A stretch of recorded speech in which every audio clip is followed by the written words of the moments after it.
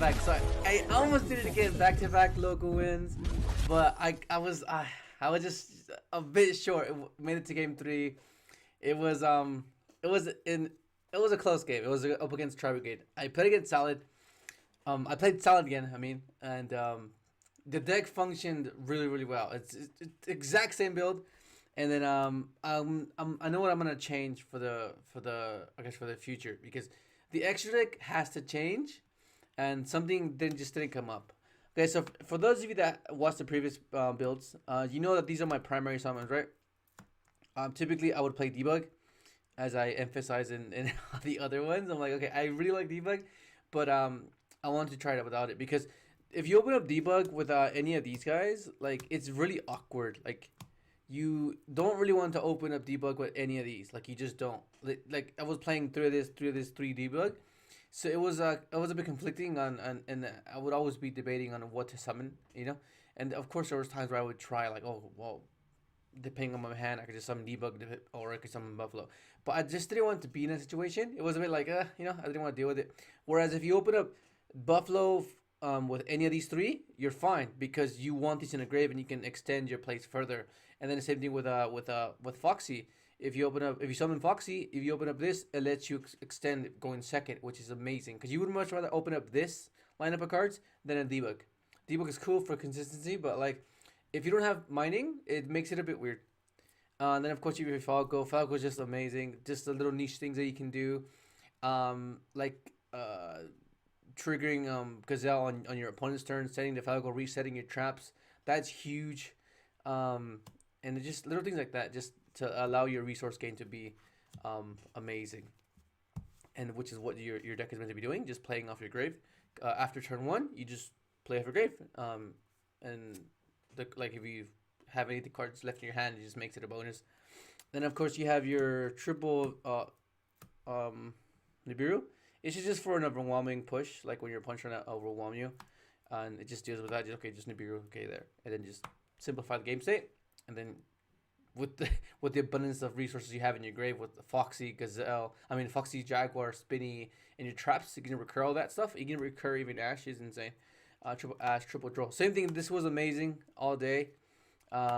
It was a match in top 8. It just made it easier to win. Like in game 1, I opened up this and both traps. It was really hard for River to win. He's playing Dragon Link, and it was just amazing.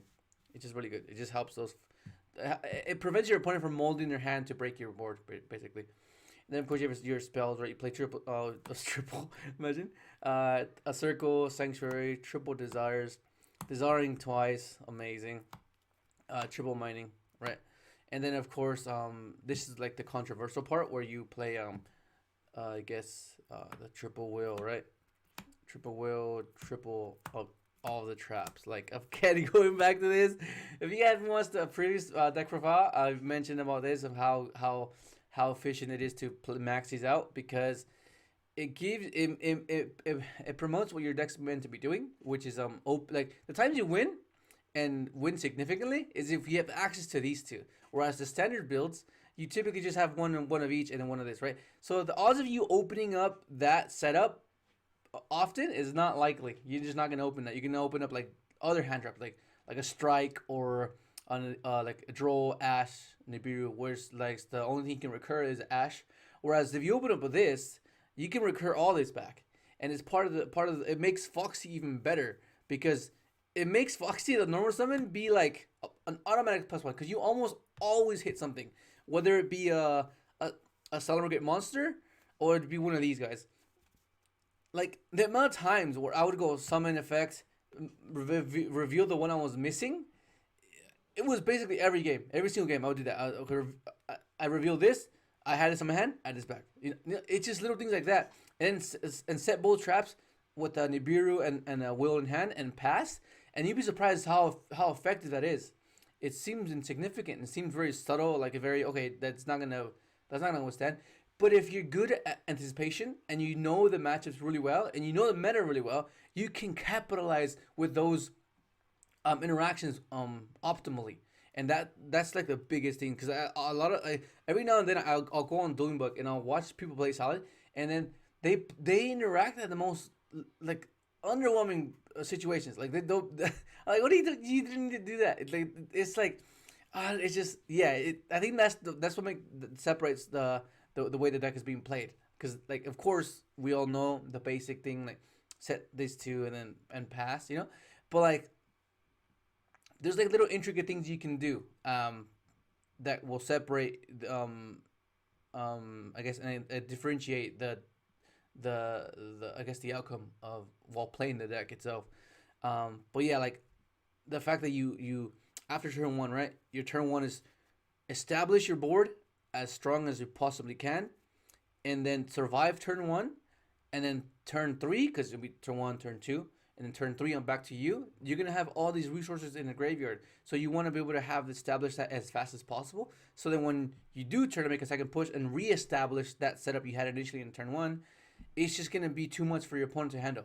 Because like they played through maybe the both Rage and Aurora and Ash and Nibiru maybe, but then can it do it again? Like that's where the deck thrives. You be persistent and you just continue to just recur all these resources, and it's huge. Like that's like a big aspect of why I prefer this type of theory. And of course like it's really good if you open up like mining and any of this, because you recur this and this just go together. This is like Buffalo but in a spell version. This course and then this you can add it back anyways. Like it's just so good. Sorry, I think I caught something over the weekend. I've been sick. Okay, and then of course you have the traps. That's the trap imperm and triple turn tribute. Okay, so this is basically like an equalizer, right? So what you would want to do is you attempt to push, and then you let's say you get interrupted. Okay, then you set your torrential and you pass, and by then you've established everything in your grave. And then, which is like it's not established because you didn't really fulfill what you're meant to be doing, but it's established in the grave for when it goes back to you. So then you pass, and then you prevent their push with torrential. It's a mass removal type of card. It's an equalizer, right? One card gets rid of multiple cards, which is why it's insane. Against Tri-Brigade, it's really cool. I really like it. And the Imperm is just there to like stop like Winda or like stop, I guess to ensure that your Nibiru resolves. Then you get side deck. Side deck is gonna be the artifact package. This was amazing all day. Duster it's just feather duster. Dark Lunar no more. When you go second, just nullify any build board. And per order, amazing when you go first. Then the Sanctum, right? Then of course evenly is amazing against Tri-Brigade and against any outlets, any back row deck, any trap deck. You just go evenly and then you just establish your board, which is insane. For those of you that always ask me how to side, okay, so I brought it up in the previous video. Okay, so what I typically do, depending on the matchup, right? I would take out the imperms because the artifact package would be significantly better, right? Because you would rather much just open up this or this to completely just blanket affect your opponent and just okay no. Whereas this is like a 1-for-1. And so I take this out. These are the ones that of course I normally take out, depending on if I go second or first, right? So it'll be this 6, these 6, and then two of each of the traps, right? 2 of this, 2 of this, and 2 of this.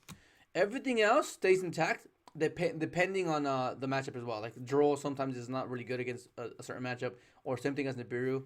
Well, that's pretty obvious. If Nibiru's against the trap deck, you're gonna take this out like automatically. But if it's like a semi like mid range deck where you can do kind of both, then you kind of have to like gauge it and be like, okay, oh, I can afford to keep this, you know. Then you keep it in. But otherwise, you take it out, and everything else stays intact, right? That deck stays intact. But majority of the times, this is what you juggle out, right? Depending on the matchups. These are the main 6 that you easily just go to. Okay, take these out, right? That's 6 already, and you can put whatever any of these 6, right? You can put like 6, 6, and 7, 8. Then you just go, okay, let's just take out 2 mining. You know, it seems odd, but like it just works out. You would much rather have like an interaction that's significantly impactful versus that particular matchup than having a bit of consistency. Like it's worth it because this will affect Tri-Brigade more than you having a mining will affect you. Like does that make sense? And same thing with this stuff. Depending if you go second, right, you take this out because like you roll what you want it, and depending on the matchup, you put evenly, you put this in. You know, does that make sense? I gave you a bit of insight of how I side, and yeah, but it worked out perfectly. Like it just the side deck just works out really really well. And then this extra deck, this is where I'm gonna change it. I've been testing on Dueling Book. Okay, so first off, you play your access code, transcode, update, Splash Mage, Link Spider, Link Reaper. This card was amazing all day. Oh man, this guy's crazy. People don't expect that you just link away your salad for this because they expect you to go to play these. You make this like, oh what? Okay, I didn't expect that. Okay, it's Amirage, heatleo, and then you have your of course your standard Wolf and triple Bailings. So what I'm gonna change is this and this. I'm gonna keep this intact, and I'm gonna put another pair, another splash, another transcode, and another access code because that comes up so much. Like I didn't make heatleo once yesterday, not once. I didn't make it once. I was like, what? So the thing that did come up was a second splash mage and a second transcode, and like it came up. And as I was theorizing, I was like, that does come up. So I'm gonna end up getting another access, another trans, another splash mage because I think that'll just complete the deck. Because like one is like a kill shot, and if sometimes they just like Nibiru you on the kill shot, and then you're, oh man, and then for whatever reason sometimes you survive, and you're like, oh I don't have another access code, so then you're like, man, like so that's when the second one comes in, and you only need one because one update jammer because you can just make a second transcode and bring it back and do it that way, which is what's been happening online that I've been testing. So it's really really good. I'm gonna try that for the next weekend. We'll see how it goes. But that's gonna be it, man. It's still in doubt. It's just try it out, man. Just try it out. It's 46 cards. Don't be afraid. Don't be so skeptical going above 40.